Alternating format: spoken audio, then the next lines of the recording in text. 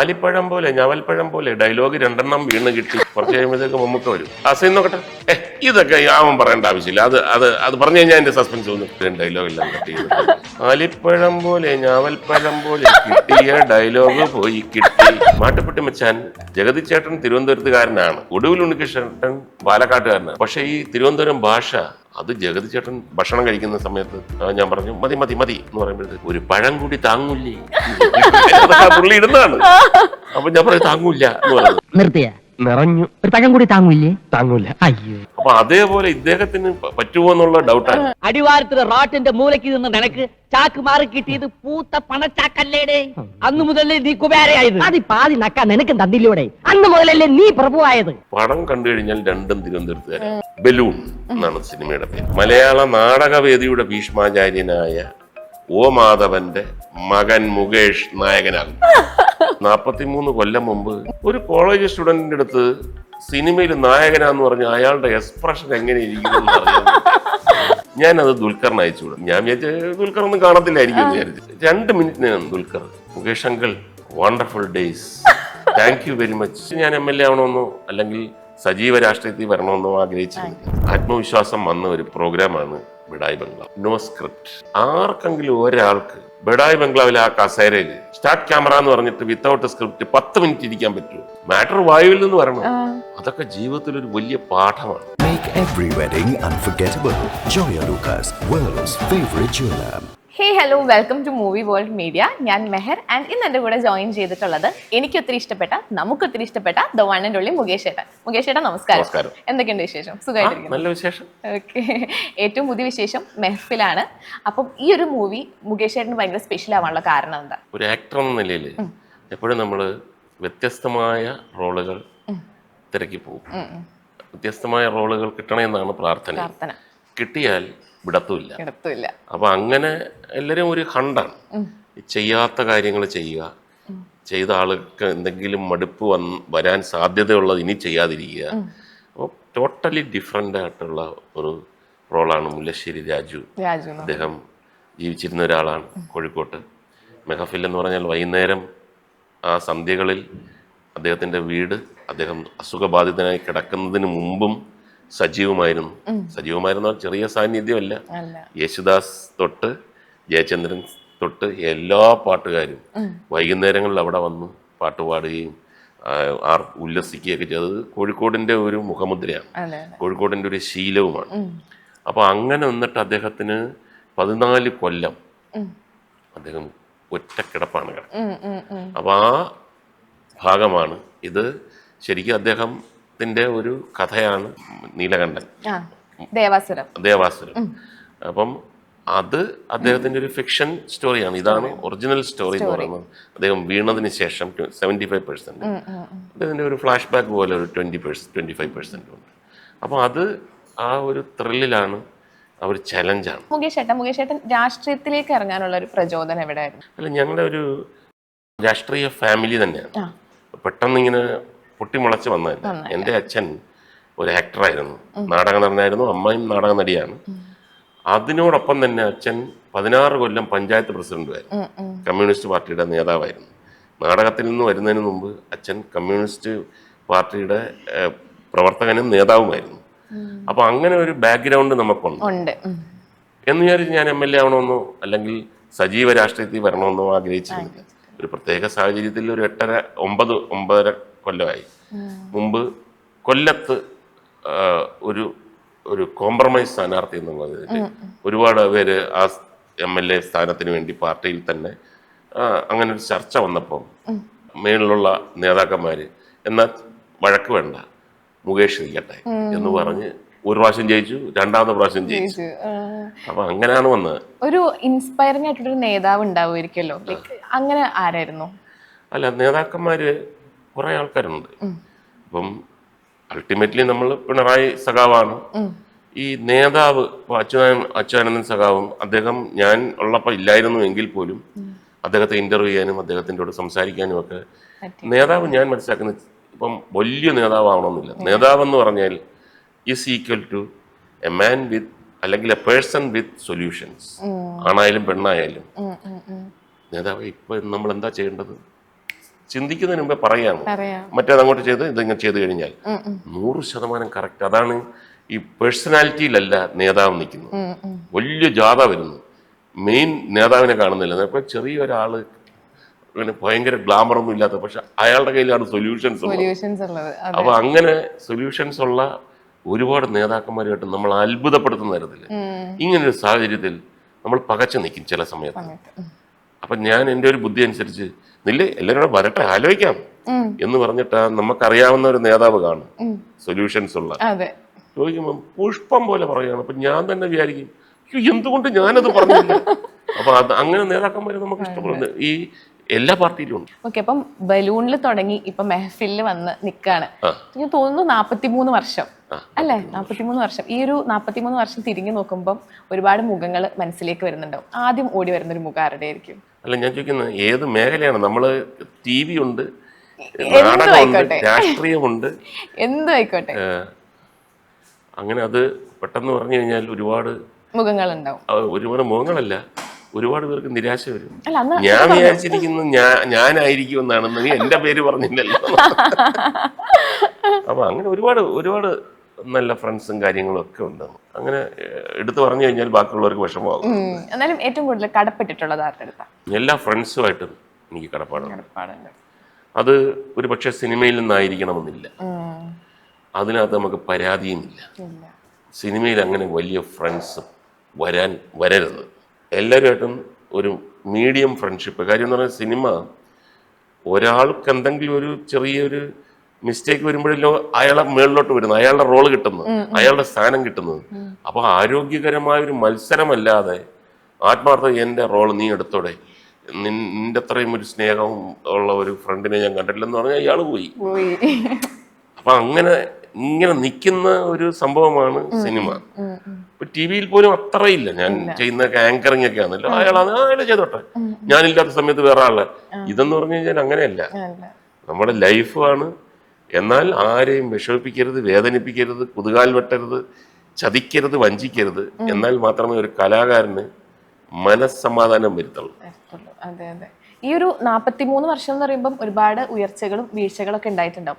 അപ്പം എപ്പോഴെങ്കിലും ഇനി സിനിമ വേണ്ട, വേറെ ഏതെങ്കിലും മേഖലയിലേക്ക് തിരിഞ്ഞേക്കാം എന്ന് എപ്പോഴെങ്കിലും തോന്നിയിട്ടുണ്ടോ? ഒരിക്കലും തോന്നിയിട്ടില്ല. കാര്യം സിനിമ വിട്ട് ഒരു ചിന്തയില്ല. ഞാനൊരു സിനിമയിൽ സജീവമായിട്ട് നിൽക്കുന്ന ഒരാളായത് കൊണ്ടാണ് ഞാൻ അഭിനയിക്കുന്ന നാടകങ്ങൾ കാണാൻ ആളുകൾ വരുന്നത്, എന്നെ TV-യിൽ ഞാൻ പറയുന്നത് കേൾക്കുന്നത്, ഞാൻ എഴുതുന്ന പുസ്തകങ്ങൾ വായിക്കുന്നത്, എനിക്ക് വോട്ട് ചെയ്യുന്നത്. ഇതെല്ലാം തന്നെ സിനിമയുടെ ശക്തിയാണ്. അപ്പൊ സിനിമ അല്ലാതെ നമുക്ക് വേറെ ചിന്തിക്കാൻ പറ്റത്തില്ല. അപ്പം ആദ്യത്തെ സിനിമ ബലൂൺ സംഭവിച്ചില്ലായിരുന്നെങ്കിൽ എന്ത് ചെയ്യുമെന്ന് എപ്പോഴെങ്കിലും ചിന്തിച്ചിട്ടുണ്ടോ? ബലൂൺ സംഭവിച്ചില്ലായിരുന്നെങ്കിൽ അത് എന്നെക്കാട്ടി മുമ്പേ മമ്മൂക്ക പറഞ്ഞിട്ടുണ്ട്, എന്താകുമായിരുന്നു, സിനിമ നടനായിരുന്നില്ല. ജോലി ചാൻസ് ചോദിച്ച് നടക്കുന്ന ജോലി, അല്ലാതെ സിനിമ വിട്ട് വേറെ ചിന്തയില്ല. ഞാൻ പിന്നെ അതിനു മുമ്പ് നാടകത്തിലും മിമിക്രിയിലും ഒക്കെ ഉണ്ടായിരുന്നു. പക്ഷെ അൾട്ടിമേറ്റ് സിനിമയാണ്. സിനിമ നടനാവുക, ഹീറോ ആവണമെന്നില്ല, ചെറിയ റോളാണെങ്കിലും.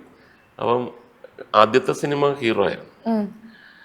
അപ്പം അത് കൊല്ലത്തുള്ള നാന മാഗസിൻ, കൃഷ്ണസ്വാമി റെഡ്ഡിയാരാണ് അതിന്റെ പ്രൊപ്പറേറ്റർ. അദ്ദേഹമാണ് ആ സിനിമ എടുത്തത്. വളരെ അവിചാരിതമായിട്ട് ഞാൻ പഠിച്ചുകൊണ്ടിരിക്കുന്ന സമയത്ത് അവര് എന്നെ സെലക്ട് ചെയ്ത കാര്യമൊന്നും എനിക്ക് അറിഞ്ഞുകൂടാ. അദ്ദേഹമായിട്ട് സംസാരിച്ചു. ഇതിനൊക്കെ അച്ഛനും അമ്മയെ പോലെയൊക്കെ അഭിനയിക്കാനൊക്കെ താല്പര്യം ഉണ്ടോ എന്ന് ചോദിച്ചപ്പോൾ ആരോ പറഞ്ഞു കൊടുത്തു, മിമിക്രിയിൽ കേരള യൂണിവേഴ്സിറ്റി ഫസ്റ്റാന്നൊക്കെ പറഞ്ഞു. എന്നൊക്കെ പറഞ്ഞു പോയി. ഒരു 3 മാസം കഴിഞ്ഞപ്പോൾ എനിക്കൊരു ഫോൺ കോൾ വരികയാണ്. മൊബൈലൊന്നും ഇല്ലല്ലോ, ഫോൺ കോൾ വീട്ടിൽ വന്നു. ഇങ്ങനെ കൃഷ്ണസ്വാമി റെഡ്ഡി അദ്ദേഹത്തിനെ ഒന്ന് കാണണമെന്ന് പറഞ്ഞു.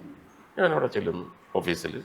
അവിടെ ഇവിടെയൊക്കെ ഒരുപാട് തലകൾ ഇങ്ങനെ നോക്കുന്നുണ്ട്. എനിക്ക് എന്താണെന്ന് മനസ്സിലാകുന്നത്. അപ്പം ഞാൻ വന്നിരുന്നിട്ട് ഇപ്പം എൻ്റെ വിചാരം എന്ന് പറഞ്ഞാൽ ഇവരുടെ ഏതെങ്കിലും ഒരു ഫംഗ്ഷൻ എൻ്റെ മിമിക്രി ബുക്ക് ചെയ്യാൻ വേണ്ടി വിളിക്കുക, അതാണ് എൻ്റെ വിചാരം. അന്ന് മിമിക്രി ഉണ്ട്. അപ്പോൾ ഞാൻ പറഞ്ഞു, നമസ്കാരം, ഞങ്ങളൊരു കാര്യം പറയാൻ വേണ്ടിയാണ് വിളിച്ചത്. ഞാൻ ചോദിച്ചു, എന്താണ്? അത് ഞങ്ങളൊരു സിനിമ എടുക്കാൻ. TV കൊച്ചുവാവ എന്ന് പറഞ്ഞ ആ എഴുത്തുകാരൻ എഴുതിയ ഒരു സ്ക്രിപ്റ്റ് നാനാ കോമ്പറ്റീഷനിലൂടെ 1ാം സമ്മാനം ലഭിക്കും. അത് നമ്മൾ സിനിമയാക്കുന്നു. അപ്പം ഞാൻ വിചാരിച്ചു ഓ അതിനകത്തൊരു ചെറിയ റോള് തടഞ്ഞിട്ടുണ്ട്. ഞാൻ പറഞ്ഞു അയ്യോ വളരെ സന്തോഷം. ഞങ്ങൾ ഇതിന്റെ ഫസ്റ്റ് പോസ്റ്റർ ഒന്ന് ഡിസൈൻ ചെയ്ത് കഴിഞ്ഞു. അപ്പൊ ഞാൻ പറഞ്ഞു ഇതിനു മുമ്പ് പോസ്റ്റർ അല്ല, ഇങ്ങനെ ആയിരിക്കണം അതിന്റെ ഫസ്റ്റ് ഹെഡിങ്. അപ്പൊ ഞാൻ പറഞ്ഞു അതെന്താണ്? ബലൂൺ എന്നാണ് സിനിമയുടെ പേര്. മലയാള സിനിമ വേദിയിലെ ഭീഷ്മാചാര്യനായ കൊട്ടാരക്കര ശ്രീധരൻ നായരുടെ മകൾ ശോഭ നായികയാവുന്നു. ഒരു സൈലൻസ് വെച്ച്. മലയാള നാടകവേദിയുടെ ഭീഷ്മാചാര്യനായ ഒ മാധവന്റെ മകൻ മുകേഷ് നായകനാകുന്നു. ഞാൻ ഒന്ന് ഞെട്ടിപ്പോയി എന്ന് വിചാരിച്ച് അങ്ങോട്ട് ഓവർ എക്സൈറ്റഡ് ആയില്ല. ഞാൻ അത് എനിക്കറിഞ്ഞൂടെ എന്താണെന്ന്. ഞാൻ ചിരിച്ചിട്ട് അപ്പം മനസ്സിൽ വെക്കുക നമ്മൾ ഇമ്മീഡിയറ്റ് ആയിട്ട് ഷൂട്ടിംഗ് തുടങ്ങും. കുറെ കാലത്തിന് ശേഷം അവിടുത്തെ സ്റ്റാഫ് എല്ലാം പറഞ്ഞു ഞങ്ങൾ അവിടെ ഇവിടെയൊക്കെ നിന്ന് എന്തിനാന്നറിയാം. ആ കാലഘട്ടത്തിൽ 43 കൊല്ലം മുമ്പ് ഒരു കോളേജ് സ്റ്റുഡന്റിന്റെ അടുത്ത് സിനിമയിൽ നായകനാന്ന് പറഞ്ഞ അയാളുടെ എക്സ്പ്രഷൻ എങ്ങനെ ഇരിക്കുന്നു അറിയാൻ ഞങ്ങൾ ഒളിച്ചു നോക്കിയത്. ഞാൻ പറഞ്ഞു എങ്ങനെ ഇരുന്നു എന്റെ എക്സ്പ്രഷൻ? വലിയ എക്സ്പ്രഷൻ ഒന്നും ഇല്ലായിരുന്നു. കണ്ടായിരുന്നോ വീഡിയോ? ഏത് എക്സ്പ്രഷൻ ഇല്ലാത്ത? അല്ല വീഡിയോ ഒന്നും എടുക്കത്തില്ല, ഇത് ലൈവായിട്ട് ഓഫീസിൽ ചെന്ന കാര്യം. അപ്പൊ അങ്ങനെയാണ് നമ്മൾ സിനിമയിലേക്ക് വന്നത്. പിന്നെ നായകനും ഉപനായകനും 1-2 സ്ഥലത്ത് ചെറിയ തരത്തിലുള്ള വില്ലനായിട്ടും അഭിനയിച്ചു. 300ഓളം ചിത്രങ്ങൾ ചെയ്തിട്ടുണ്ട്. 310 ചിത്രങ്ങൾ. അപ്പൊ എനിക്ക് തോന്നുന്നു ഒരുപാട് ഇപ്പൊ മുകേഷ് ചേട്ടന്റെ എനിക്ക് പേഴ്സണലി ഭയങ്കര ഇഷ്ടപ്പെട്ട സിനിമ ജോമോന്റെ സുവിശേഷങ്ങളാണ്. ശരിക്കും പറഞ്ഞാൽ മുകേഷ് ചേട്ടന്റെ അച്ഛൻ വേഷങ്ങൾക്ക് പ്രത്യേക ഒരു ഫാൻ ബേസ് ആണ്. എന്ന് വെച്ചാൽ ഇപ്പം ജോമോന്റെ സുവിശേഷം ആയിക്കോട്ടെ, മമ്മി അന്മി ആയിക്കോട്ടെ, ശരിക്കും പറഞ്ഞാൽ നമുക്ക് അങ്ങനത്തെ ഒരു അച്ഛൻ ലൈക്ക് ഭയങ്കര സപ്പോർട്ടിംഗ് ആയിട്ടൊരു അച്ഛൻ നമുക്ക് എല്ലാവരും ആഗ്രഹിക്കും. അപ്പം മുകേഷ് ചേട്ടന്റെ ചെയ്തു വെച്ചിട്ടുള്ള ക്യാരക്ടേഴ്സിൽ ഏറ്റവും ഇഷ്ടപ്പെട്ട ക്യാരക്ടർ ഏതാ? ഓർമ്മിക്കുന്ന ഒരു മുഖം എന്ന് പറഞ്ഞതുപോലെയാണ്.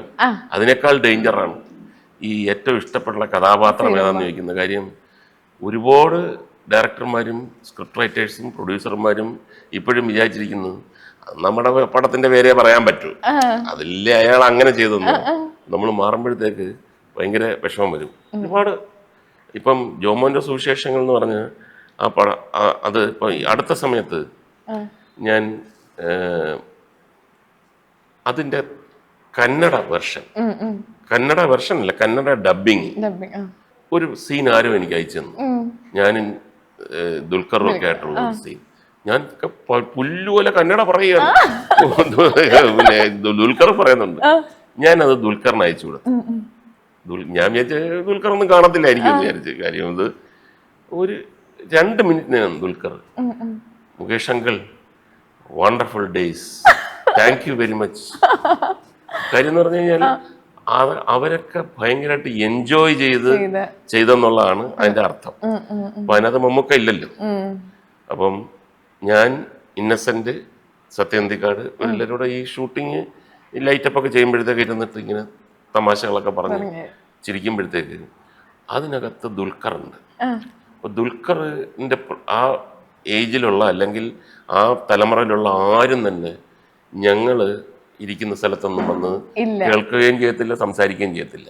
അവര് വേറെ സ്ഥലമാണ്.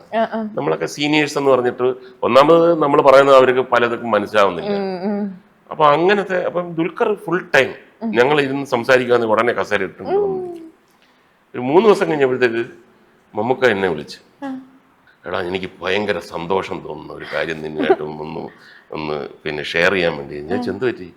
നിങ്ങളിരുന്ന് സംസാരിക്കുന്നിടത്ത് ദുൽഖർ വന്നിരുന്ന് സംസാരിക്കുന്നുണ്ടല്ലേ? ഞാൻ പറഞ്ഞു ഫുള്ളുണ്ട്.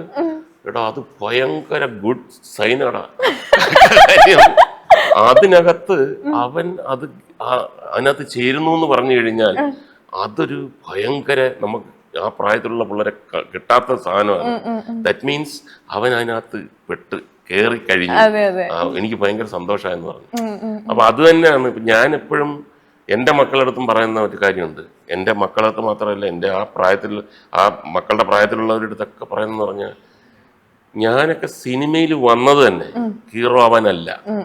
ആ കാലഘട്ടത്തിൽ സുകുമാരൻ ചേട്ടൻ, സോമൻ ചേട്ടൻ, പ്രേം നസീർ ഇവരുമായിട്ടൊക്കെ മിങ്കിൾ ചെയ്ത് അവർ പറയുന്നത് കേട്ട് അവരുടെ അനുഭവങ്ങളോ അവരുടെ ഒബ്സർവേഷൻസ് ഒക്കെ അത് പുറത്തു പോയി പറയാൻ. ഇന്നലെ അദ്ദേഹം ഒരു കഥ പറഞ്ഞു കേട്ടോ, അദ്ദേഹം ഒരു അനുഭവം പറഞ്ഞു.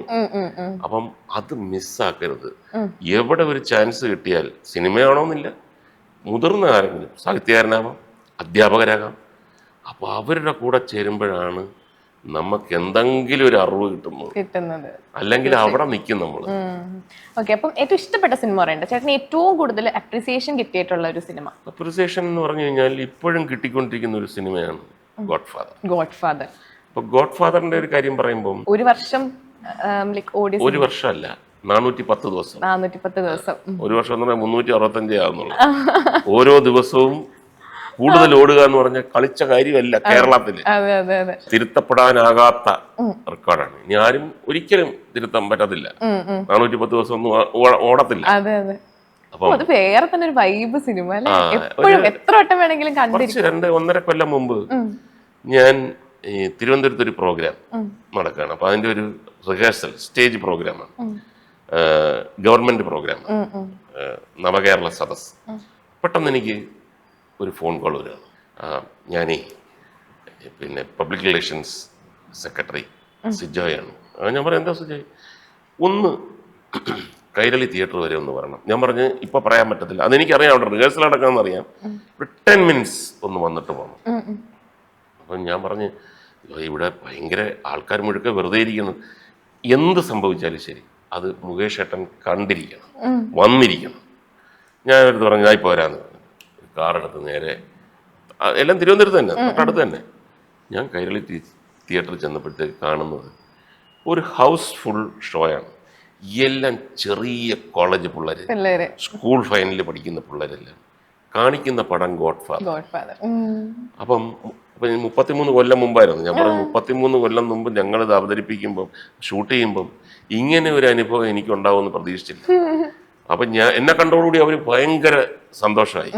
അപ്പൊ ഞാൻ ആ സമയത്തുണ്ടായിരുന്ന 1-2 ചെറിയ കാര്യങ്ങൾ മൈക്കിലൊക്കെ പറഞ്ഞിട്ട്, സിനിമ കാണാൻ വന്നിരിക്കുന്നവരെ ശല്യപ്പെടുത്തരുതെന്ന് പറഞ്ഞിട്ട്, നമ്മൾ അന്നത്തെ കാലത്തൊക്കെ ഞാനും തിയേറ്ററിലൊക്കെ പോയി ഗോഡ് ഫാദർ കണ്ടിട്ടുണ്ട്. പക്ഷെ അതിൽ നിന്നൊക്കെ വിഭിന്നമായിട്ട് ഈ ടൈറ്റിലിന് കൈയടി ഞാൻ കുറെ സമയം ഇരുന്ന്, എനിക്ക് ഭയങ്കര ത്രില്ലിംഗ് ആയി പോയി.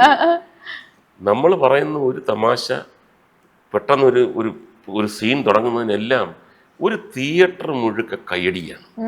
അപ്പൊ അങ്ങോട്ട് പോകുമ്പോൾ എന്തൊരു കൈയടിയായിരിക്കും. എനിക്ക് അവിടെ റിഹേഴ്സലും ഉണ്ട്. അപ്പൊ ഞാൻ പോയ കാര്യം, ഇത്രയും കൊല്ലം കഴിഞ്ഞിട്ടും ഒരു റിലീസ് പടത്തിന് കിട്ടുന്നതിനേക്കാൾ. അപ്പം സിജോയ് എൻ്റെ അടുത്ത് പറഞ്ഞു, രാവിലെ മുതൽ ക്യൂ നിൽക്കുകയാണ്, ഇത് ഒറ്റയടിക്ക് കയറ്റി വിടാൻ പറ്റത്തില്ല, എല്ലാവരും ക്യൂ നിന്ന് വെയിലത്ത് നിന്ന് ഗോഡ് ഫാദർ കാണാൻ വേണ്ടി വരുമെന്ന് പറഞ്ഞു കഴിഞ്ഞാൽ അതിന് മരണമില്ല. അതാണ് എൻ്റെ അർത്ഥം. ഇനി മുകേഷ് ചേട്ടൻ്റെ ഒരു സിനിമ റിലീസ് ചെയ്യണമെന്ന് മുകേഷ് ചേട്ടൻ ആഗ്രഹിക്കുന്ന സിനിമ ഏതാ? നല്ല സിനിമയാണ്. നമുക്ക് റിലീസ് ചെയ്ത് കഴിഞ്ഞാൽ അത് ഭയങ്കര ഒരു ഓളം സൃഷ്ടിക്കും എന്ന് വിചാരിക്കുന്നത്. റിലീസോ? അത് ഈ ഒരു അനുഭവം വെച്ചുകൊണ്ട് ഞാൻ ഗോഡ് ഫാദറിന്റെ പ്രൊഡ്യൂസറുടെ അടുത്ത് പറഞ്ഞിട്ടുണ്ട്, നിങ്ങൾ കളയരുത്. അപ്പൊ ഹരികർണകറും അതേപോലെ ഇൻട്രസ്റ്റിംഗ് ആണ്. അതേപോലെ പിന്നെ ഉദയനാണ് താരം ഇപ്പൊ റിലീസ് ആകാൻ വേണ്ടി എല്ലാം റെഡിയായിരിക്കുകയാണ്. കഥ പറയുമ്പോൾ റിലീസ് ചെയ്യണമെന്ന് പറഞ്ഞിട്ട് ആഗ്രഹമുണ്ട്. അങ്ങനെ കുറെ സിനിമകൾ. അപ്പൊ അതിൻ്റെയൊക്കെ ഇതിനകത്തൊക്കെ ഒരു ലാഭത്തിന്റെ ഒരു ചിന്ത വരണം. ഇപ്പം ചോട്ടാ മുംബൈ ഇറങ്ങി സക്സസ് ആയി. അപ്പൊ പലരും പഴയ സിനിമകൾ ഇറക്കാനും, ഇപ്പൊ ബോയിങ് എന്ന് പറയുന്ന സിനിമ കാര്യം എന്ന് പറഞ്ഞാൽ അത് ഒരു ഹിലേറിയസ് നോൺ സ്റ്റോപ്പ് കോമഡിയാണ്. അപ്പൊ അത് വീണ്ടും ഇറക്കണം. അങ്ങനെയൊക്കെയുള്ള ഒരുപാട് സിനിമകൾ നമുക്ക് ഇറങ്ങണമെന്ന് ആഗ്രഹം. ഇപ്പം റിയാലിറ്റി ഷോസ് ആയിക്കോട്ടെ, ടിവിയിലേക്ക് എന്താണ് ഇനി മുകേഷ് ചേട്ടൻ നമുക്ക് കാണാൻ പറ്റുന്ന പറഞ്ഞാൽ നല്ല പ്രോഗ്രാം ആയിരിക്കണം. ഇപ്പൊ എന്നെ സംബന്ധിച്ചിടത്തോളം എനിക്ക് വളരെ സക്സസ്ഫുൾ ആയിട്ടുള്ള ഒരു TV കരിയറാണ്. ഞാൻ ആദ്യം ആങ്കറായിട്ട് വന്നത് കോടീശ്വരനാണ്. അത് 125 എപ്പിസോഡ് കണ്ട വന്ന് എല്ലാ ദിവസവും.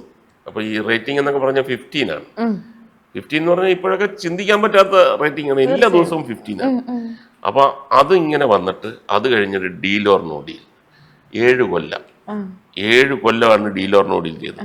സെൽമി ദ ആൻസർ അതും രണ്ട് സീസൺ ചെയ്തു. അത് കഴിഞ്ഞ് ബെഡായി ബംഗ്ലാവ് 5 കൊല്ലം 6 കൊല്ലം.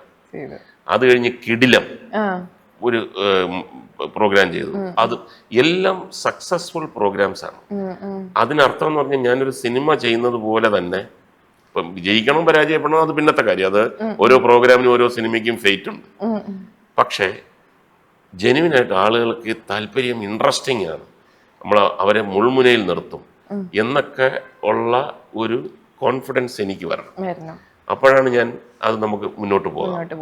ഇപ്പം അതിനകത്തുള്ള ഏറ്റവും വലിയ ഒരു ആത്മവിശ്വാസം വന്ന ഒരു പ്രോഗ്രാമാണ് ബഡായി ബംഗ്ലാവ്. നോ സ്ക്രിപ്റ്റ്, സ്റ്റാർട്ട് ക്യാമറ എന്ന് പറഞ്ഞു കഴിഞ്ഞാൽ പിന്നെ നമ്മൾ പറയുന്നതാണ് പിഷാരടി നമ്മുടെ കൂടെ നിൽക്കുന്നു രണ്ടുപേരും.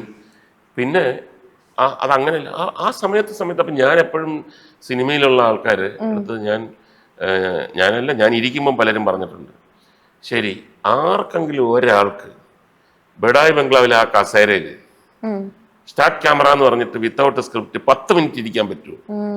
കാര്യം മാറ്റർ ഇല്ല, മാറ്റർ വായുവിൽ നിന്ന് വരണം. അപ്പൊ ഞാനതൊക്കെ ഏറ്റെടുത്ത് ചെയ്തെന്ന് പറഞ്ഞു കഴിഞ്ഞാൽ അതൊക്കെ ജീവിതത്തിൽ ഒരു വലിയ പാഠമാണ്. നമ്മൾക്ക് എവിടെ ചെന്നാലും ഇംപ്രവൈസിങ്, മറ്റേത് ഒബ്സർവേഷൻ, അതിനകത്ത് ഉൾട്ടടിച്ച് അത് ഹ്യൂമർ ആയിരിക്കണം, ഹ്യൂമർ വേണം, ആരെയും വ്രണപ്പെടുത്തരുത്. പണ്ടത്തെ പോലെ അല്ലല്ലോ, പണ്ട് എന്തും പറയാമല്ലോ. നമ്മൾ അവിടെ ഇരുന്നോണ്ട് ആ സ്പ്ലിറ്റ് ഓഫ് എ സെക്കൻഡിൽ ഒരു തമാശ പറയണമെന്ന് വിചാരിക്കുമ്പം 100 ചിന്തയാണ്. ഏതെങ്കിലും പ്രാദേശികമായിട്ടുള്ള ആൾക്കാരെ വ്രണപ്പെടുന്നുണ്ടോ, സ്ത്രീകളെ വ്രണപ്പെടുത്തുന്നുണ്ടോ, ജാതി മത വ്രണപ്പെടുത്തുന്നുണ്ടോ, പൊളിറ്റിക്കൽ എന്തെങ്കിലും വ്രണപ്പെടുത്തുന്നുണ്ടോ, അങ്ങനെ കട്ട് ചെയ്ത് പറയുന്ന എല്ലാം സ്പ്ലിറ്റ് ഓഫ് എ സെക്കൻഡിനകത്താണ്. അത് ഭയങ്കര ഒരു അനുഭവമാണ്. മിസ് ചെയ്യുന്നുണ്ടോ? പിന്നെ നമ്മൾ പക്ഷെ പ്രോഗ്രാം തുടങ്ങുമ്പോഴത്തേക്ക് നമ്മളത് ഭയങ്കരമായിട്ട് എൻജോയ് ചെയ്ത് തന്നെ ചെയ്യണം. ഓക്കെ, അപ്പം ഞാൻ ഇനി മുകേഷ് ചേട്ടൻ അഭിനയിച്ച കുറച്ച് സിനിമകളുടെ പേര് പറയാം. അപ്പം ആ ഒരു സിനിമയെ പറ്റി പറയുമ്പോൾ മുകേഷ് ചേട്ടൻ പെട്ടെന്ന് എന്താണ് മനസ്സിലേക്ക് ഓർമ്മ വരുന്നതെന്ന് പറയണം. ആ ഒരു സെറ്റിലുണ്ടായ എന്തെങ്കിലും രസകരമായിട്ടുള്ള അനുഭവങ്ങളോ എന്തെങ്കിലും. ഓക്കെ, സേതുരാമയ്യർ CBI പെട്ടെന്ന് മനസ്സിലേക്ക് വരുന്നെന്ന് പറഞ്ഞാൽ അതിനകത്ത് സേതുരാമയ്യർ മമ്മൂക്ക, ചാക്കോ ഞാൻ, വിക്രം, ജഗതി ചേട്ടൻ 5 എണ്ണം ഉണ്ടല്ലോ. രണ്ടാമത്തെയൊക്കെ ആണെന്നാണ് എൻ്റെ ഒരു ഓർമ്മ. അപ്പൊ മമ്മൂക്ക കുറച്ച് താമസിച്ചാണ് വരുന്നത്. ഞാനും ജഗതി ചേട്ടനും രാവിലെ അവിടെ ചെല്ലും. അപ്പൊ എടുക്കാൻ പോകുന്ന സീൻ ഞങ്ങൾ രണ്ടുപേരും കൂടെ നോക്കും. സേതുരാമയ്യർ ഇങ്ങനെ പറയുന്നത്. അപ്പം 2 ഡയലോഗ് ചാക്കോ, 2 ഡയലോഗ് വിക്രം. അപ്പം ഞങ്ങൾ രണ്ടുപേരും കൂടെ ഷൂട്ടിംഗ് ഒക്കെ തുടങ്ങുന്നതിന് മുമ്പ് എല്ലാവരും വന്ന് തുടങ്ങിയതേ ഉള്ളൂ. ഒരു കൈകൊട്ടി കളിയുണ്ട്. ആലിപ്പഴം പോലെ ഞാവൽപ്പഴം പോലെ ഡയലോഗ് 2 എണ്ണം വീണ് കിട്ടി. ആലിപ്പഴം പോലെ ഞാവൽപ്പഴം പോലെ എന്ന് പറഞ്ഞിട്ട് ഒരു നൃത്തമുണ്ട്. അപ്പം ഭയങ്കര ഹാപ്പി ആയിട്ടിരിക്കുക. അതൊക്കെ കാണാതെ പിടിച്ച് കുറച്ച് കഴിയുമ്പോഴത്തേക്ക് മമ്മൂക്ക വരും. മമ്മൂക്ക വന്ന് മേക്കപ്പൊക്കെ ചെന്നാ ആ സീൻ നോക്കട്ടെ. ഇതൊക്കെ അവൻ പറയേണ്ട ആവശ്യമില്ല. അത് പറഞ്ഞു കഴിഞ്ഞാൽ എൻ്റെ സസ്പെൻസ് വന്നു. എന്തൊക്കെ കട്ട് ചെയ്തിട്ട് 2 ഡയലോഗ് എല്ലാം കട്ട് ചെയ്തിട്ട് പുള്ളി ഞങ്ങള് ശോകത്തിൽ ആലിപ്പഴം പോലെ ഞാവൽപ്പഴം പോലെ കിട്ടിയ ഡയലോഗ് പോയി കിട്ടിയ എന്ന് പറഞ്ഞിട്ട് അത് സ്ഥിരമായിട്ടുള്ള ഒരു സംഭവമായിരുന്നു CBI ഓക്കേ, അടുത്തത് മാട്ടുപ്പെട്ടി മച്ചാൻ. ശരിക്കും അതിനകത്ത് രസകരമായിട്ടുള്ള ഒരു സംഭവമുണ്ട്. പക്ഷേ ക്യാപ്റ്റൻ രാജിച്ചേട്ടനെ പറ്റിയാണ്. അതുകൊണ്ട് ഞാൻ അത് സ്കിപ്പ് ചെയ്യാണ്. നമ്മൾ മരിച്ചുപോയ ഒരാളിനെ പറ്റി അങ്ങനെ തമാശ പറയണ്ടെന്ന് വിചാരിച്ചിട്ട്. പക്ഷേ അത് ഏറ്റവും കുറഞ്ഞ ചെലവിൽ എന്ന് പറഞ്ഞാൽ അങ്ങനെ ബുദ്ധിപരമായിട്ടുള്ള കുറഞ്ഞ ചിലവൊന്നുമല്ല, അത്ര കാശ് പ്രൊഡക്ഷനിലുള്ളൂ. എടുക്കേണ്ടത് ബ്രഹ്മാണ്ഡ ചിത്രമാണ്. അതും തമിഴ്നാട്ടിൽ നാഗർകോവിലിൽ മറ്റേതും മറിച്ചത്, ഫൈറ്റ്, പാട്ട്, ഡാൻസ് എല്ലാം ഉണ്ട്. അപ്പൊ അങ്ങനത്തെ ഒരു സിനിമയായിരുന്നു. അപ്പൊ ജോസ് തോമസ് ആണ് ഡയറക്ടർ. അപ്പൊ ഇത് പറയുമ്പം ഭയങ്കരമായിട്ട് ഇംപ്രവൈസ് ചെയ്ത് അങ്ങനെ ഇങ്ങനെ എന്നൊക്കെ പറഞ്ഞിട്ട് ഇപ്പൊ ജഗതി ചേട്ടനാണ് ഇതിനകത്ത്. രണ്ടും തിരുവനന്തപുരംകാരാണ്. ജഗതി ചേട്ടനും തിരുവനന്തപുരമാണ്, ഒടുവിൽ ഉണ്ണികൃഷ്ണൻ തിരുവനന്തപുരം. ജഗതി ചേട്ടൻ തിരുവനന്തപുരത്തുകാരനാണ്, ഒടുവിൽ ഉണ്ണികൃഷ്ണൻ പാലക്കാട്ടുകാരനാണ്. പക്ഷെ ഈ തിരുവനന്തപുരം ഭാഷ, അപ്പൊ ഞാനൊക്കെ ആദ്യം പറഞ്ഞു അത് ജഗതി ചേട്ടൻ ഭയങ്കരമായിട്ട് അല്ലെങ്കിൽ തന്നെ സ്കോർ ചെയ്യാൻ വേണ്ടി നിൽക്കുകയാണ്. ഈ പാവത്തിനെ കൊണ്ട് അത് നിങ്ങൾ പറയരുത്, തിരുവനന്തപുരത്ത് പാലക്കാട്ടിൽ നിന്ന് വന്നു കയറിയ അങ്ങനെ പറയാൻ പറ്റത്തില്ല. ഇവർ ചെറുപ്രായത്തിലേ ഇവിടെ കളിച്ച് വളർന്നതാണ്, അങ്ങനെയാണ് രണ്ടുപേരും ഒന്നിച്ച് ബിസിനസ് ചെയ്യുന്നൊക്കെ പറഞ്ഞു. അപ്പം ഞങ്ങൾ ഒടുവിൽ ഉണ്ണികൃഷ്ണേട്ടൻ്റെ അടുത്ത് പറഞ്ഞു, ചേട്ടാ ഇതൊന്ന് ശ്രദ്ധിക്കണം. ഇത് തിരുവനന്തപുരം ഭാഷയിലാണെങ്കിൽ അതിൻ്റെ ഒരു കറക്റ്റായിട്ട് വരത്തില്ല. ഇപ്പം ജഗതി ചേട്ടനൊക്കെ ഇപ്പം കൈ നങ്ങിടുകയാണ്. ഞാൻ എല്ലാവരും ഒന്ന് പിന്നെ ഭക്ഷണം കഴിക്കുന്ന സമയത്ത് ഞാൻ പറഞ്ഞു മതി മതി മതി എന്ന് പറയുമ്പോഴത്തേക്ക് ഒരു പഴം കൂടി താങ്ങൂല്ലേ, പുള്ളി ഇടുന്നതാണ്. അപ്പൊ ഞാൻ പറയും താങ്ങൂല്ല എന്ന് പറയുന്നത്. അപ്പൊ അതേപോലെ ഇദ്ദേഹത്തിന് പറ്റത്തില്ല, പറ്റുമോ എന്നുള്ള ഡൗട്ടാണ്.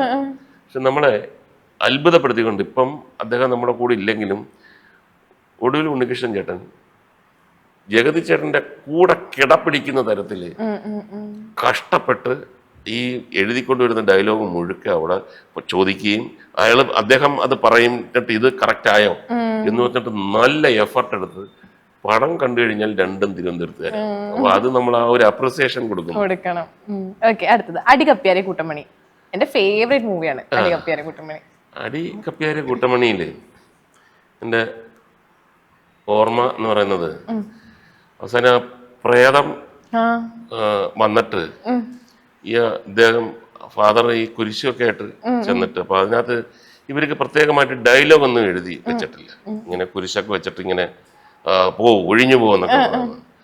അപ്പൊ ഞാൻ ഒരു ക്രിസ്ത്യൻ സ്കൂളിലാണ് പഠിച്ചത്. അപ്പൊ അന്നത്തെ കുറച്ച് ക്രിസ്ത്യൻ ഈ പ്രാർത്ഥനയൊക്കെ നമ്മൾ സ്കൂളിൽ പഠിക്കുന്നതൊക്കെ പെട്ടെന്ന് നമ്മുടെ തലയിലേക്ക് വന്നു. ഞാൻ പറഞ്ഞൊരു കാര്യം, ഞാൻ കുരിശെടുത്തിട്ട് ഞാനൊരു ക്രിസ്തീയ പ്രാർത്ഥന പറഞ്ഞാൽ നന്നായിരിക്കും. അപ്പം പറഞ്ഞു അത് കറക്റ്റാണ് ചേട്ടാ, കറക്റ്റാണ്. അപ്പൊ ആർക്കും ക്രിസ്തീയ പ്രാർത്ഥന ആ സമയത്തില്ല, എഴുതിയ ആൾക്കൊന്നും അത് അറിഞ്ഞൂടാ. ഞാൻ പറഞ്ഞ വരുന്ന പോലെ വരട്ടെ, in the name of Jesus എന്നൊക്കെ പറഞ്ഞിട്ട് Our Father who art in heaven, hallowed be thy name, thy kingdom come, thy will be done on earth as it is in heaven. Give us this day our daily bread and forgive us our trespasses. ഇങ്ങനെ അവരെല്ലാരും കിടിപ്പോയി. എന്നിട്ട് പറഞ്ഞു ചേട്ടാ ഇത് ഡബിങ്ങിൽ ഇതേപോലെ. ഞാൻ പറഞ്ഞു ഇതേപോലെ തന്നെ, ഇതൊക്കെ വർഷങ്ങളായിട്ട്. എന്നിട്ട് പോകാത്തതുകൊണ്ട് എന്നിട്ടും യക്ഷി അവിടെ നിൽക്കുക. അവസാനം നമ്മുടെ കയ്യിൽ നിന്നിട്ട് തന്നെ പോവച്ചേ അതൊന്നും എഴുതി വെക്കത്തില്ല. അപ്പൊ അത് ഭയങ്കര ഹിറ്റായത്. ഓക്കെ, അപ്പം ഈ മാട്ടുപ്പെട്ടി മച്ചാനില് ചേട്ടനും നവാസിക്കയും ഒരുമിച്ച് വർക്ക് ചെയ്തിട്ടുണ്ടായിരുന്നു. അപ്പം അദ്ദേഹമായിട്ടുള്ള പെട്ടെന്ന് അദ്ദേഹത്തിനെ പറ്റി പറയുമ്പോൾ പെട്ടെന്ന് ഓർമ്മ വരുന്ന ഒരു കാര്യം എന്തായിരുന്നു? അല്ല, മാട്ടുപ്പെട്ടി മച്ചാനിനകത്ത് വളരെ പ്രധാനപ്പെട്ട ഒരു റോളാണ് നവാസ് ചെയ്തിട്ടുള്ളത്. മാട്ടുപ്പെട്ടി മഹാദേവൻ എന്ന് പറഞ്ഞ പിന്നെ ക്യാപ്റ്റൻ രാജു അദ്ദേഹം എടുത്ത ആ റോൾ അദ്ദേഹത്തിന്റെ മകനായിട്ടാണ് അഭിനയിക്കുന്നത്. അപ്പം ഫുൾ ലെങ്ത് റോളാണ്. ഞാനും ബൈജുവും ജഗതി ചേട്ടനും ഒടുവിൽ ഉണ്ണികൃഷ്ണനും ക്യാപ്റ്റൻ രാജുവും പോലെ തന്നെ പ്രധാനപ്പെട്ട ഒരു റോളായിരുന്നു. അപ്പം ആരൊക്കെയോ ചെറുതായിട്ടൊക്കെ ഒന്ന് അത് എടുക്കാൻ വേണ്ടിയുള്ള ഒരു മെച്യൂരിറ്റി വന്നോ, പ്രായമായോ, എക്സ്പീരിയൻസ് വന്നോ ഒക്കെ എന്നൊക്കെ ചോദിച്ചായിട്ട് എനിക്ക് ഓർമ്മയുണ്ട്. പക്ഷേ അതിൻ്റെ ജോസ് തോമസുമായിട്ടുള്ള ഫ്രണ്ട്ഷിപ്പും അതിൻ്റെ സ്ക്രിപ്റ്റ് റൈറ്റേഴ്സ് വിനു ഗിരിയത്ത്, ബാലു ഗിരിയത്ത്, അല്ല പിന്നെ രാജൻ ഗിരിയത്തിൻ്റെ ഒക്കെ ആയിട്ടുള്ള ഒരു ബന്ധമൊക്കെ വെച്ചിട്ട് അത് വേണം. പക്ഷെ 3 ദിവസം കഴിഞ്ഞപ്പോഴത്തേക്ക് കറക്റ്റ് സിങ്കായി. എനിക്കൊന്ന് നവാസിന് ഏറ്റവും കൂടുതൽ ശ്രദ്ധ കിട്ടിയ ഒരു പടമായിരിക്കും അത്. രണ്ടാമത് അതുകൊണ്ട് തന്നെയാണ് മീനാക്ഷി കല്യാണം എന്ന് പറഞ്ഞ സിനിമയിൽ എൻ്റെ ബ്രദറായിട്ട്. അപ്പൊ ഈ വക്കീലാക്കി വിജയിപ്പിക്കാൻ വേണ്ടിയാണ് ഞാൻ ഈ ലോറിയൊക്കെ ഓടിക്കുന്നത്. ലാസ്റ്റ് വരെ ഉണ്ടായിരുന്ന രംഗമാണ്. അപ്പൊ ഞാൻ പിന്നെ ബഡായി ബംഗ്ലാവില് കുറെ നാള് പിന്നെ പിഷാരടി പോയതിനു ശേഷം നവാസായിരുന്നു കുറെ നാൾ. അപ്പൊ അവിടെയൊക്കെ വന്നപ്പോഴത്തേക്ക് നല്ല മെച്യൂരിറ്റി ആയി. ഇതേ കണക്ക് സ്ക്രിപ്റ്റ് ഇല്ലാതെ പറയാൻ കാര്യം, മിമിക്രിയും പാട്ടും എല്ലാം പുള്ളിക്ക് അറിയാമല്ലോ. അപ്പൊ അത് ശരിക്കും പറഞ്ഞ ഇതെല്ലാം തന്നെ 3 നല്ല ബ്രേക്ക് ചെയ്ത് അതുവരെയുള്ള കാര്യങ്ങൾ ബ്രേക്ക് ചെയ്തിട്ടുള്ള ഒരു ലൈഫാണ് കിട്ടിയത്. വളരെ സോഫ്റ്റാണ്, അനാവശ്യമായിട്ടൊന്നും സംസാരിക്കുന്നത് കേട്ടിട്ടില്ല. പറയാനുള്ള കാര്യങ്ങളൊക്കെ പറയത്തുള്ളൂ. പ്രതീക്ഷിക്കാത്ത തരത്തിൽ പാട്ട് പാടും. എല്ലാവരും മിമിക്രി ആർട്ടിസ്റ്റാണെന്ന് വിചാരിച്ചിരിക്കാന്നില്ല. പക്ഷെ ഒരു പാട്ട് പാടുന്ന സമയത്ത് വന്നു കഴിഞ്ഞാൽ വിത്ത് സ്വര സ്ഥാനം വരെ ക്ലിയർ ആയിട്ടാണ് പാടുന്നത്. ഞാൻ ജയരാജ് സാറിന്റെ ഇന്റർവ്യൂ എടുത്തപ്പോൾ പറഞ്ഞു ഈ ഒരു ക്യാരക്ടർ മുകേഷ് ചേട്ടന് ഒരു ചലഞ്ചിങ് ആണെന്ന് പറഞ്ഞു. സത്യം പറഞ്ഞാൽ ഏറ്റവും വലിയ ചലഞ്ച് എന്തായിരുന്നു? നമ്മളത് കഥ പറയുമ്പോഴും വായിക്കുമ്പോഴും ഒക്കെ മനസ്സിൽ പെട്ടെന്ന് ഒരു ഈസിനെസ് വരും. അതായത് ചുമ്മാ കിടന്നാൽ മതിയല്ലോ, ഡയലോഗ് പറയുന്നു, കിടക്കുന്നു, പിന്നെ സിങ്ക് സൗണ്ടാണ്, അപ്പോൾ ഡയലോഗൊക്കെ ഹൃദയസ്ഥമാക്കണം, പിന്നെ വേറെ ഡബ്ബിങ്ങിൽ ശരിയാക്കാമെന്നുള്ള. പക്ഷേ അവിടെ ചെന്ന് കാര്യങ്ങളിലേക്ക് ചെന്നപ്പോഴാണ് മറ്റുള്ള റോളുകൾ ചെയ്യുന്നതായിരുന്നു എത്രയോ എളുപ്പം.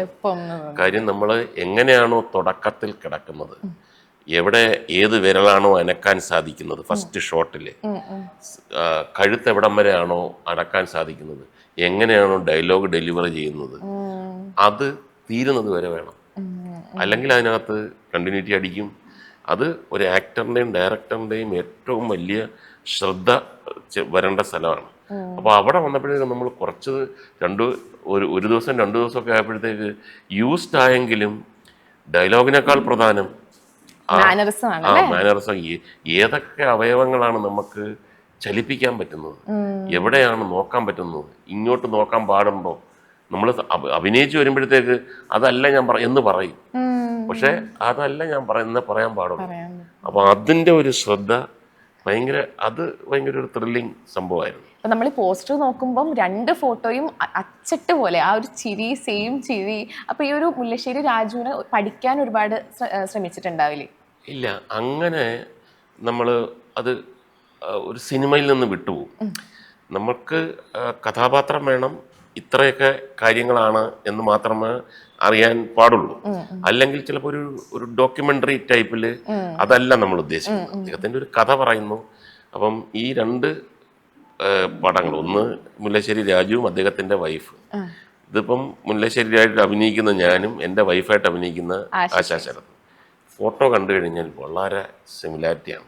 അപ്പോൾ ഞാൻ ഒരു ചെറിയൊരു സ്റ്റോറിയും കൂടെ ഞാൻ പറയാം. ഞാൻ ഈ ഫോട്ടോ കണ്ട് ഞാൻ കണ്ടിട്ടില്ല അദ്ദേഹത്തെ, ജീവിതത്തിൽ കണ്ടിട്ടില്ല. അത് എനിക്ക് വളരെ വിഷമമുള്ള കാര്യമാണ്. അദ്ദേഹം മരിക്കുന്നതിന് മുമ്പ് കാണണമെന്ന് ആഗ്രഹമുണ്ടായിരുന്നു. ഈ സിനിമയൊക്കെ എടുക്കാൻ പ്ലാൻ ചെയ്യുന്നതിന് മുമ്പ് തന്നെ. കാര്യം അത്രമാത്രം സിനിമാക്കാരുമായിട്ടും കലാകാരുമായിട്ടും ഗായകരുമായിട്ടും ഒക്കെ വളരെ ഫ്രണ്ട്ഷിപ്പായിരുന്നു. അപ്പൊ എനിക്ക് അവിടെ പോയിട്ട് എനിക്ക് പോകാൻ പറ്റിയില്ല. പല സന്ദർഭങ്ങളിലും ജസ്റ്റ് അവിടെ എത്തിയില്ല. അപ്പം ഞാൻ അത് ഇങ്ങനെ ഫോട്ടോ കണ്ടിട്ട് ജയരാജ് ഇങ്ങനെയാണ് ഈ ഫോട്ടോ ഇങ്ങനെയായിരുന്നു എന്നൊക്കെ പറഞ്ഞിട്ട് ഇത് എടുത്തിട്ട് ഇവര് വീട്ടിലോട്ട് അയച്ചു കൊടുത്തു. അപ്പൊ അവരൊക്കെ പറഞ്ഞു അത്ഭുതകരമായ റിസംബ്ലൻസ് ആണ് തോന്നുന്നത്. അപ്പൊ ഞാൻ ഒരു പരിധി വരെ ഞാൻ വിശ്വസിച്ചുള്ളൂ. ഞാൻ എന്തായാലും നന്നായി എന്നൊക്കെ പറഞ്ഞു. ഈ സിനിമ കഴിഞ്ഞിട്ട് ഈ ഫോട്ടോ എൻ്റെ ഫോണിനകത്ത് ഞാൻ പിന്നെ വെച്ചിരുന്നു. നെക്സ്റ്റ് സിനിമ ഹരീഷ് പേരാടി എന്ന് പറഞ്ഞിട്ടൊരു ആക്ടർ, അദ്ദേഹവും ഞാനും കൂടെ ചെയ്യുന്നു. അപ്പം ഷൂട്ടിങ് തുടങ്ങാൻ കുറച്ച് താമസിക്കും. അപ്പം ഞാനും അദ്ദേഹം കൂടെ ഇരുന്ന് സംസാരിച്ചുകൊണ്ടിരുന്നപ്പം അദ്ദേഹം എൻ്റെ അടുത്ത് ചോദിച്ചു, ഇപ്പം മുകേഷ് ഏത് സിനിമ ചെയ്തത്? ഞാൻ പറഞ്ഞു ജയരാജിൻ്റെ മെഹഫിൽ എന്ന് പറഞ്ഞൊരു സിനിമയാണ്. പെട്ടെന്ന് എനിക്കൊരു കൗതുകം തോന്നിയിട്ട് ഞാൻ ഈ ഫോട്ടോ എടുത്ത് കാണിച്ചു.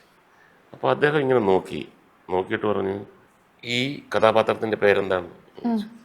അപ്പോൾ ഞാൻ പറഞ്ഞു മുല്ലശ്ശേരി രാജു, ജീവിച്ചിരുന്ന ആളാണ്, 14 കൊല്ലം തളർന്നു കിടന്ന കോഴിക്കോട്ടുകാരനാണെന്ന് പറഞ്ഞപ്പം പുള്ളി വേറെ ഒന്നും എൻ്റെ അടുത്ത് പറയുന്നില്ല. പുള്ളിയും ഒരു സസ്പെൻസിൽ. മുകേഷ്, എൻ്റെ ചെറിയ പ്രായം, സ്കൂളിൽ പഠിക്കുകയാണ്, ഒരു വള്ളി നിക്കറൊക്കെ ഇട്ടുകൊണ്ടാണ് ഞാൻ സ്കൂളിൽ നടന്നാണ് ഞങ്ങൾ ഫ്രണ്ട്സ് എല്ലാം പോകുന്നത്. ഒരു ദിവസം നടന്നിങ്ങനെ വരുമ്പോഴത്തേക്ക് ഒരു ഫ്രണ്ടിൽ ഒരു വെള്ള അംബാസഡർ കാർ വന്നു നിന്നു. അപ്പം നമ്മളെല്ലാവരും നിന്നു. നോക്കുമ്പോൾ ഡോറ് തുറക്കുന്നു, ഒരു വെള്ള ചെരുപ്പ് പുറത്തോട്ട് വരുന്നു, പിന്നെ ഒരു വെളുത്ത കസവ് മുണ്ട് വരുന്നു, പിന്നെ ജുബ്ബ ഇട്ടൊരാൾ വരുന്നു. തിരിഞ്ഞു നോക്കി അയാൾ പുഞ്ചിരിക്കുന്നു ഞങ്ങളെ നോക്കി. യേശുദാസ്. ജീവിതത്തിൽ ആദ്യമായിട്ടാണ് യേശുദാസിനെ കാണുന്നത്. ഞങ്ങളെല്ലാവരും യേശുദാസിനെ ജീവിതത്തിൽ കാണാൻ പറ്റും എന്ന് വിചാരിച്ചിരുന്നില്ല. അന്ന് ഏറ്റവും കൂടുതൽ ആരാധകരുള്ള, സിനിമാ നടന്മാരെക്കാട്ടി നടിമാരെക്കാട്ടിയൊക്കെ ആരാധകരുള്ള ഒരാളായിരുന്നു ദാസേട്ടൻ. ഞങ്ങൾ സ്തബ്ധരായി നിന്ന് എല്ലായിടത്തും ടാറ്റ പറഞ്ഞിട്ട് കയറിപ്പോയി. അത് മുല്ലശ്ശേരി രാജുവിന്റെ വീട്ടിലേക്കാണ് കയറിപ്പോകുന്നത്. അദ്ദേഹം കൂടെ വരുമെന്നറിയാൻ ഞങ്ങൾ കണ്ടിട്ടില്ല. ഞങ്ങൾ സ്കൂളിലേക്ക് ഓടുകയാണ് ഈ വിവരം ഞങ്ങൾ കണ്ടു എന്ന് പറയാൻ വേണ്ടി. പറഞ്ഞു വന്നത് മുല്ലശ്ശേരി രാജുവിനെയും വൈഫിനെയും എനിക്ക് എത്രയോ കാലമായിട്ട് കൊച്ചു പ്രായം മുതൽ അറിയാം. ഇത് തന്നെ. അപ്പോഴാണ് ഞാൻ വിശ്വസിക്കുന്നത് ഭയങ്കരമായ ഒരു റിസംബ്ലൻസ് എങ്ങനെയോ വന്ന് അത് ഭയങ്കര ഒരു സന്തോഷമുള്ള ഒരു കാര്യം. അതെ അതെ അതെ. അപ്പൊ ഈ മുല്ലശ്ശേരി രാജു, ബേബി ചേച്ചി ആ ഒരു പ്രണയം, ഞങ്ങള് കഴിഞ്ഞ കുറച്ച് നാൾ മുന്നേ അനൂപേട്ടന്റെ ഇന്റർവ്യൂ എടുത്തപ്പം അനൂപേട്ടൻ പറഞ്ഞു അനൂപേട്ടൻ ഏറ്റവും കണ്ടിട്ടുള്ള ഏറ്റവും മഹത്കരമായിട്ടുള്ള പ്രണയം ഇവരുടേതാണെന്ന്. മുകേഷ് ചേട്ടൻ അങ്ങനെ എപ്പോഴെങ്കിലും തോന്നിയിട്ടുണ്ടോ? അല്ല, നമുക്ക് പ്രഥമ ദൃഷ്ടിയാ തന്നെ ആയിരിക്കും നമുക്കറിയാമല്ലോ. അല്ലെങ്കിൽ ഈ ഊണിലും ഉറക്കത്തിലും അദ്ദേഹത്തെ കുളിപ്പിക്കുന്നത് തൊട്ട് അദ്ദേഹം ഉറങ്ങുന്നത് വരെ ഒരു സ്ത്രീ ഇങ്ങനെ കൂടെ നിൽക്കുക എന്ന് പറഞ്ഞു കഴിഞ്ഞാൽ അത് അഗാധമായ പ്രണയമുണ്ടെങ്കിൽ മാത്രം സാധിക്കുന്നതാണ്.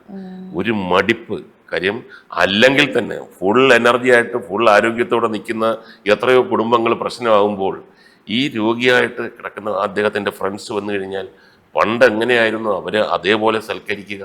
ഇങ്ങനെ 24 hours രാത്രി ഉറങ്ങുന്നുണ്ടോ, അതല്ല അദ്ദേഹത്തിന് എന്തെങ്കിലും ആവശ്യമുണ്ടോ, ഇങ്ങനെ ഉറക്കമൊഴിഞ്ഞിരിക്കുന്ന ഒരു ബന്ധം എന്ന് പറയുന്നത് വേറൊരു ബന്ധത്തിനും അത് പറ്റത്തില്ല. പ്രണയം തന്നെ ആയിരിക്കണം. ഓക്കെ. അപ്പം ശരിക്കും പറഞ്ഞാൽ മുകേഷ് ചേട്ടനെ ചില ഇവിടെയൊക്കെ കാണുമ്പോൾ എനിക്ക് അത്ഭുതം തോന്നാറുണ്ട്. കാരണം വളരെ തിരക്കുള്ളൊരു MLA ആണ്, അതിൻ്റെ കൂടെ സിനിമകൾ ചെയ്യുന്നു, ഇന്റർവ്യൂസ് കൊടുക്കുന്നു, പ്രൊമോഷൻസിന് വരുന്നു. എങ്ങനെയാണ് ഈ ടൈം എല്ലാം കൂടെ മാനേജ് ചെയ്യുന്നത്? അല്ല, ഞാനതെല്ലാം എൻജോയ് ചെയ്യുന്നതുകൊണ്ട് മാത്രമാണ്. ഇതിനകത്ത് ഏതെങ്കിലും ഒരെണ്ണം ഞാൻ എൻജോയ് ചെയ്യുന്നില്ലെങ്കിൽ എൻ്റെ ജീവിതം ദുരന്തമാണ്. നമ്മളെ രാവിലെ ആകുമ്പോൾ ഇനി അവിടെ പോകണം എന്ന് പറഞ്ഞു കഴിഞ്ഞാൽ പോയി അവിടെ പോയിട്ട് നമുക്കത് പറയണം, അവിടുത്തെ ആൾക്കാരെ കണ്ടിട്ട് അത് രസിക്കുക. അപ്പോൾ അങ്ങനെ ഒരു രസച്ചരട് എല്ലാ സ്ഥലത്തും ഉണ്ടെങ്കിൽ, ഇപ്പം ഞാൻ നിയമസഭയിൽ ഇപ്പം ഞാൻ MLA ആയിട്ട് എന്നെ ഇലക്ട് ചെയ്തപ്പം കേരളം ഒട്ടക്ക് കൂടുതലും എതിർ പാർട്ടികളായിരിക്കും നാച്ചുറലി. ഇയാൾ ഈ സിനിമ നടൻ നാടകത്തിൽ അഭിനയിക്കുന്നു, TV പോകുന്നു, ബെഡായി ബംഗ്ലാവിൽ പോകുന്നു, ഇയാൾ എങ്ങനെ നിയമസഭയിലെത്തും? നമ്മളൊരു തീരുമാനം എടുക്കുകയാണ്, ബാക്കി എല്ലാം നമ്മൾ മാറ്റി വെക്കുന്നത് കമ്മിറ്റ്മെന്റ്, ജനങ്ങളോടുള്ള കമ്മിറ്റ്മെന്റാണ്. 9.5 കൊല്ലത്തിനകത്ത് വെച്ച് 3 ദിവസവും മറ്റോ ആണ് ഞാൻ പോകാതിരുന്നിട്ടുള്ളത്. അത് കൊറോണ ഉള്ള സമയത്ത് ഞാൻ പോയിട്ടുണ്ട്. ബാക്കി എല്ലാ ദിവസവും അവിടുത്തെ വലിയ വലിയ നേതാക്കന്മാരൊക്കെ അവരെ രാഷ്ട്രീയ കാര്യങ്ങൾക്ക് വേണ്ടി വരാതിരിക്കും, പക്ഷെ ഞാൻ പോയി തന്നെയാണ്. Because I enjoy. പലരും എന്നോട് പറയുന്നുണ്ട് സിനിമയും നാടകവും TV അല്ല, ഈ നിയമസഭയിൽ നടന്ന ഹിലേറിയസ് ആയിട്ടുള്ള ഒബ്സർവേഷൻസ്, കാര്യം ഒരുപാട് അഭിനയവും കാര്യങ്ങളെല്ലാം നമ്മൾ കാണുന്നുണ്ടല്ലോ, ഇത് വെച്ചിട്ടൊരു ബുക്ക് എഴുതണം, ഒരു പുസ്തകം. അത് ആരും എഴുതത്തില്ല, അത് ഇങ്ങനെ കുറിച്ച് വെക്കണം. മുകേഷ് കഥകളുടെ കൂട്ടത്തിൽ അതും കൂടെ ചേർക്കണം. അപ്പൊ ഞാൻ അല്ലാത്ത സമയത്ത് ഇപ്പം നമ്മൾ വിചാരിക്കാത്ത ചില കാര്യങ്ങളൊക്കെ അവിടെ നടക്കും. ഞാനിങ്ങനെ നിയമസഭയുടെ പുറത്തോട്ട് ലൈബ്രറിയിലോട്ടൊക്കെ പോകുമ്പോഴത്തേക്ക് എതിർ പാർട്ടിയിലുള്ള ആൾക്കാരാണ് കൂടുതൽ. കോൺഗ്രസും പിന്നെ BJP ഇല്ലല്ലോ. ഇവർ വന്നിട്ട് നമ്മളെ പറ്റി പുതിയ വല്ലതും ഉണ്ടോ, പുതിയതൊരെണ്ണം ഇറങ്ങിയെന്നറിഞ്ഞു എന്നെ പറ്റിയാണോ എന്ന് ചോദിക്കുന്ന ആ ഒരു സൗഹൃദം ശരിക്കും പറഞ്ഞാൽ അത് വലിയൊരു സന്ദേശമാണ്. അങ്ങനെ ആയിരിക്കണം. അല്ലാതെ എതിർ പാർട്ടിയിലാണെന്ന് പറഞ്ഞുകൊണ്ട് മുഖം വലിച്ചു കെട്ടി അങ്ങോട്ടും ഇങ്ങോട്ടൊക്കെ പോയി കഴിഞ്ഞാൽ ഒരു സമൂഹ സ്റ്റാൻഡ് സ്റ്റില്ലായി ഇങ്ങനെ ഗിവ് ആൻഡ് ടേക്ക് എല്ലാം. അപ്പൊ അത് എനിക്ക് ഒരുപാട് അനുഭവങ്ങൾ അവിടെ ഉണ്ട്. പുസ്തകം എഴുതൽ എവിടെ വരെയായി? ഞാൻ 4 പുസ്തകങ്ങൾ എഴുതിയിട്ടുണ്ട്. ഇപ്പം മുകേഷ് കഥകൾ ഞാൻ ഒരു 133 എപ്പിസോഡ് ചെയ്തിരുന്നു. മുകേഷ് സ്പീക്കിംഗ്. സത്യം പറഞ്ഞ ചേട്ടൻ ഭയങ്കര മോട്ടിവേഷൻ ആയിരുന്നു. പക്ഷെ ഇപ്പൊ ചേട്ടൻ വീഡിയോസ് അല്ല, ഞാനത് ഇലക്ഷൻ വന്നപ്പോഴത്തേക്ക് ഒന്ന് സ്റ്റോപ്പ് ചെയ്തതാണ്. പക്ഷെ പിന്നീട് അതിനേക്കാൾ ഗംഭീരമായിട്ട് ഇറക്കണം എന്നുള്ള ആഗ്രഹത്തിൽ ഇപ്പം നിൽക്കുകയാണ്. 133 എപ്പിസോഡാകുമ്പോൾ ഒരു എപ്പിസോഡിൽ 4 കഥ വെച്ച് ഒരു 400 കഥയ്ക്ക് മേളിൽ ഇപ്പോഴും ഉണ്ട്. സിനിമ ഉണ്ട്, നാടകമുണ്ട്, അങ്ങനെ എല്ലാം ഉണ്ട് അതിനകത്ത്. ശരിക്കും പറഞ്ഞാൽ നമ്മൾ ഡൗൺ ആയിട്ടിരിക്കുന്ന സമയത്ത് ശരിക്കും അത് കണ്ടു കഴിഞ്ഞാൽ നമ്മൾ ആ ഒരു വൈബേ തന്നെ മാറും.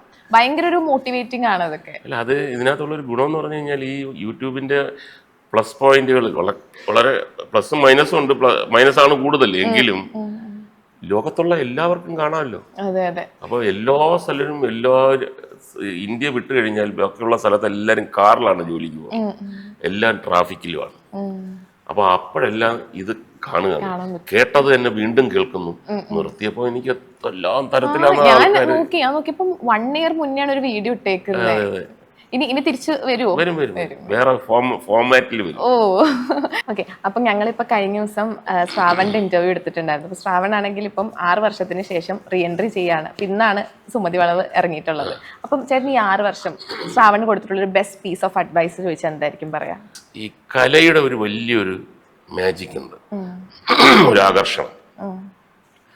ഒരു സിനിമയിലോ നാടകത്തിലെന്ന് ഞാൻ പറയുന്നില്ല, സിനിമയിൽ അതിന് അഭിനയമാകണ്ട, ഡയറക്ഷനായാലും എഴുത്താണെങ്കിലും ക്യാമറ ആണെങ്കിലും പ്രൊഡ്യൂസർ ആണെങ്കിലും ഒക്കെ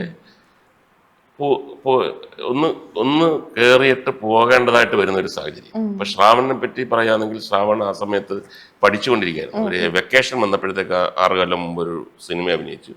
തിരിച്ചു പോയിട്ട് വേറെ കുറെ സിനിമകൾ വന്നിട്ട് അവർക്ക് അവിടുന്ന് വിടത്തില്ലെന്ന് പറഞ്ഞു. പിന്നെ അവൻ അവിടെ തന്നെ ജോലിയിൽ കയറി വളരെ സജീവമായ ഒരു ഡോക്ടറാണ്, ആ ഹോസ്പിറ്റലിന് വേണ്ട ഒരു ഡോക്ടറാണ്. പക്ഷെ അവന്റെ മനസ്സെപ്പോഴും, അതാണ് സിനിമയുടെ ഒരു വലിയ ക്യാച്ച് എന്ന് പറയുന്നത്. ഞാൻ തന്നെ പല സന്ദർഭങ്ങളിലും വെളി രാജ്യങ്ങളിലൊക്കെ പോകുന്നു, ഒരു പ്രോഗ്രാമിനും ഷൂട്ടിങ്ങിനും. അപ്പം വലിയ നിലയിലുള്ള മലയാളികൾ കാണുമ്പോഴാണ് അറിയുന്നത്, അന്ന് ഇത്ര ഈ 15-20 കൊല്ലം മുമ്പ് എൻ്റെ കൂടെ അഭിനയിച്ച ആളാണ്. അയ്യോ, ഇയാൾ ഇവിടെ കണ്ടിട്ടില്ലല്ലോ, പിന്നെ എന്താ ഞാൻ ഇങ്ങോട്ട് വരേണ്ടതായിട്ട് വന്നു, ഇവിടെ ബിസിനസ്സാണ്. വീടിന് മുമ്പിൽ കാർ കിടക്കുന്നു, മറ്റേത് മറിച്ചത് എല്ലാം. നമ്മളവിടെ ഭക്ഷണം കഴിക്കാൻ പോകുന്നു, ഭക്ഷണം മക്കൾ എല്ലാം നല്ല വെൽ സെറ്റപ്പിൽ നിൽക്കുക. അങ്ങോട്ട് കൈ എഴുതാൻ വേണ്ടി പോകുമ്പോൾ ഇങ്ങോട്ട് വന്നു, മുകേഷ് കാര്യം വരൂ, ഞാനങ്ങ് വരുക, എനിക്ക് തോന്നുന്നില്ല. അപ്പൊ നമുക്ക് ഇയാളിത് പറയണമെന്നുണ്ട്, ഇവിടെ കൊള്ളാം, അങ്ങോട്ട് ഇപ്പൊ വരേണ്ട ആവശ്യമുണ്ടോ? അപ്പൊ അവര് തെറ്റിദ്ധരിക്കും, ഓ ഞാൻ വന്നാ ഇവന് പേടിയാ, അല്ലെങ്കിൽ ഞാൻ റോൾ അടിച്ചെടുക്കുന്നു. അതുകൊണ്ട് ഞാൻ മാക്സിമം പറയുന്നത്, കുറച്ചും കൂടെ നില്ലേ, ഒന്നുകൂടെ ഒന്ന് സെറ്റപ്പായിട്ട് വന്നാൽ പോരെ, ഇത്രയൊക്കെ നമുക്ക് പറയാനൊക്കെ. അതാണ് ഒരു സിനിമയായിട്ട് ബന്ധപ്പെട്ട ഒരാളുടെ മാനസികാവസ്ഥ. കുറച്ചാൾ മുമ്പ് ശ്രാവൺ എൻ്റെ അടുത്ത് പറഞ്ഞു, പക്ഷേ എനിക്കൊരു വളരെ സീരിയസ് ആയിട്ടുള്ള കാര്യം പറയാൻ. ഞാൻ ചോദിച്ചു, എന്താണ്? അതെനിക്ക് സിനിമയിൽ അഭിനയിക്കണം.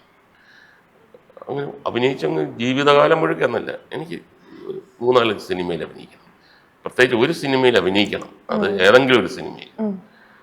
പക്ഷെ ഒരുപാട് പേര് ഇത് എതിർക്കുന്നുണ്ട്, അവൻ്റെ അമ്മയും ഒക്കെ എതിർക്കുന്നുണ്ടായിരിക്കും. അപ്പം ഞാൻ ഇതിങ്ങനെ നിരന്തരമായിട്ട് പറഞ്ഞിട്ട് ഒരു ദിവസം എൻ്റെ അടുത്ത് പറഞ്ഞു, അച്ഛൻ എന്നെ മനസ്സിലാക്കണം, എനിക്ക് അഭിനയിച്ചേ പറ്റൂ. ഞാൻ പറഞ്ഞു, നീ ഇവിടെ എൻജോയ് ചെയ്യുന്നില്ലേ, ഈ ജോലി എൻജോയ് ചെയ്യുന്നില്ല? ഇല്ല, എൻ്റെ മനസ്സ് മുഴുക്ക സിനിമയാണ്, കളഞ്ഞിട്ട് പാടാന്ന് പറഞ്ഞു. ഒന്ന് ശ്രമിക്കാമോ, ജീവിതം ഒന്നേ ഉള്ളൂ, നീ ഇത് ശ്രമിച്ചിട്ട് അതുണ്ടല്ലോ കയ്യിൽ, നിനക്ക് ഡിഗ്രിയും കാര്യങ്ങളും എക്സ്പീരിയൻസും 5-6 കൊല്ലത്തെ എക്സ്പീരിയൻസ് ഒക്കെ ഉണ്ട്. ആ ഹോസ്പിറ്റലുകാർ തന്നെ പറയുന്നുണ്ട്, എപ്പോൾ വന്നാലും ഞങ്ങൾ എടുത്തോളാം, ഒന്ന് ട്രൈ ചെയ്തിട്ട് പോവാം. അതിന്റെ ഒരു ആഗ്രഹം വന്നു കഴിഞ്ഞാൽ അതെന്നും മുതൽ വേദനയാണ്. അങ്ങനെയാണ് വന്നത്. പിന്നെ ശ്രാവൺ ഒരു കാര്യം കൂടെ പറഞ്ഞു, 11 മണിക്ക് ശേഷം മുകേഷ് ചേട്ടനെ വിളിക്കാൻ ശ്രാവണ് പേടിയാണ്. 11 മണിക്ക് ശേഷം എന്താണ് മുകേഷ് ചേട്ടന് പറ്റുന്നത്? ഞാൻ ഉറങ്ങിപ്പോവും. ഓക്കെ, അപ്പം ഇനി മുകേഷ് ചേട്ടന്റെ പുതിയ പ്രൊജക്ട്സ് ഏതൊക്കെയാണ്? ഇനിയിപ്പം അടുത്തത് ഞാനും ഉർവശിയും ഭാര്യ ഭർത്താക്കന്മാരെ അഭിനയിക്കുന്ന ഒരു സിനിമയാണ്. ഉർവശിയുടെ മകളും അതിനകത്ത് അഭിനയിക്കുന്നു. അതിന്റെ ഡയറക്ടർ ഒരു പെൺകുട്ടിയാണ്, ആതിര എന്ന് പറഞ്ഞിട്ട്. സ്ക്രിപ്റ്റൊക്കെ പിന്നെ ഇദ്ദേഹവും നമ്മുടെ അഭിലാഷ് പിള്ളയും രണ്ടുപേരോട് ചേർന്നിട്ടുള്ള ഒരു സ്ക്രിപ്റ്റാണ്. അത് ഒരു വലിയ രീതിയിലുള്ള ഒരു പടമാണ്. ഹ്യൂമർ ബേസ്ഡ് ആണ് എങ്കിൽ എല്ലാം ഉണ്ട്.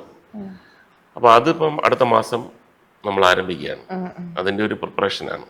പിന്നെ ഇനി 5-6 മാസം കൂടെ ഉള്ളൂ ഈ MLA-യുടെ ഈ 2ാം ടേം തീരാൻ വേണ്ടി.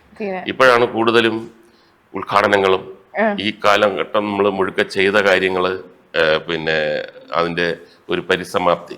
അപ്പോൾ കുറേ ഇങ്ങനെ കോൺസെൻട്രേറ്റ് ചെയ്യണം തിരുവനന്തപുരവും കൊല്ലവുമായിട്ട്. അപ്പം വളരെ സന്തോഷകരമായ ഒരു കാര്യം എന്ന് പറഞ്ഞു കഴിഞ്ഞാൽ, ഈ അടുത്ത സമയത്ത് ഒരു ഉദാഹരണ സഹിതം പറഞ്ഞെങ്കിലേ കാര്യമുള്ളൂ, ബാക്കിയെല്ലാം നമ്മൾ പറഞ്ഞ ഒരുപാട് കാര്യമാണ്. ഉദാഹരണ സഹിതം എന്ന് പറഞ്ഞു കഴിഞ്ഞാൽ, ചീഫ് മിനിസ്റ്റർ കൊല്ലത്തുള്ള MLA-മാരെ എല്ലാവരെയും ഒരു മീറ്റിങ്ങിന് വേണ്ടി വിളിച്ചു. അപ്പോൾ എല്ലാവരും വന്നിട്ടുണ്ട്. അപ്പോൾ എന്താണ്, ഇനി 5-6 മാസം കൂടെ ഉള്ളൂ, എന്താണ് നിങ്ങൾക്ക് ലാസ്റ്റ് മിനിറ്റിൽ ചെയ്തു തരേണ്ടത് ഗവൺമെന്റ്? കാര്യം ഇനി ഇലക്ഷന്റെ നോട്ടിഫിക്കേഷൻ വന്നാൽ നമുക്ക് ചെയ്യാൻ പറ്റില്ല. അതുകൊണ്ട് ഏറ്റവും അത്യാവശ്യമുള്ള കാര്യങ്ങൾ പറയുക ഓരോരുത്തരും. അപ്പോൾ ഇരുന്നപ്പോഴത്തേക്ക് 2 MLA-മാര്, ആരാന്ന് പേര് പറയുന്നില്ല, കൊല്ലം, എൻ്റെ അടുത്ത് ചോദിക്കുന്നു, മുകേഷ് നീ എന്തോ വേണ്ടത് എല്ലാം ആയില്ലേ. അതാണ് ശരിക്കും ഞാൻ ചെയ്ത വർക്ക്. പക്ഷേ ആളുകൾ മുൻവിധിയോടെ ഇയാള് സിനിമയിലും ടിവിയിലും ഒക്കെ പോകുന്ന ഇയാൾക്ക് എങ്ങനെ ഇത് ചെയ്യാൻ പറ്റും, അതുകൊണ്ടാണ് എനിക്ക് ചെയ്യാൻ പറ്റിയത്. കലാകാരനായതുകൊണ്ടും സിനിമാ നടനായതുകൊണ്ടും പല സന്ദർഭങ്ങളിലും നമ്മുടെ ധനകാര്യ വകുപ്പ് മന്ത്രി തന്നെ പ്രസംഗിച്ചിട്ടുണ്ട്.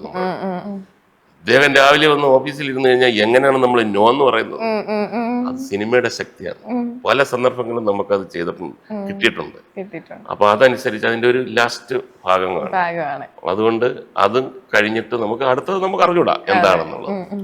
അപ്പൊ അതൊക്കെയാണ് മുകേഷ് ചേട്ടന്റെ വിശേഷങ്ങൾ. അപ്പൊ നമ്മൾ ഒരുപാട് വിശേഷങ്ങളൊക്കെ പറഞ്ഞു. ഓഗസ്റ്റ് 8 ഇറങ്ങാൻ പോകുന്ന മെഹഫിലിന് എല്ലാവിധ ആശംസകളും നേരുന്നു. താങ്ക് യു ചേട്ടാ, thank you so much. Make every wedding unforgettable with Joya Lucas Diamond Wedding Collection.